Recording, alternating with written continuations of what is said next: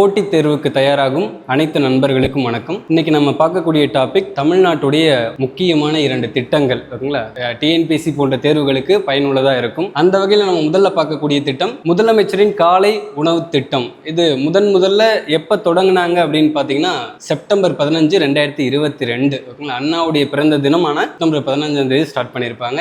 எங்க இந்த திட்டத்தை தொடங்கினாங்க அப்படின்னு பாத்தீங்கன்னா மதுரை ஆதிமூலம் உயர்நிலைப் பள்ளியில தொடங்கியிருப்பாங்க. இந்த திட்டத்துடைய பயனாளிகள் யாரு அப்படின்னு பாத்தீங்கன்னா 1ஆம் வகுப்பு முதல் 5ஆம் வகுப்பு வரை அரசு மற்றும் அரசு உதவி பெறும் பள்ளிகளில் பயின்ற மாணவ குழந்தைகளுக்காக கொண்டு வரப்பட்ட திட்டம். இந்த திட்டத்தை செயல்படுத்தக்கூடிய அமைச்சகம் தமிழ்நாடு சமூக நலம் மற்றும் பெண்கள் மேம்பாட்டுத்துறை அமைச்சகம் செயல்படுத்துறாங்க. அடுத்ததான் நம்ம பார்க்கக்கூடிய திட்டம் முதலமைச்சரின் தாயுமானவர் திட்டம். இது எப்போ தொடங்குறாங்க அப்படின்னு பாத்தீங்கன்னா 2024 பிப்ரவரி 19 தொடங்குறாங்க.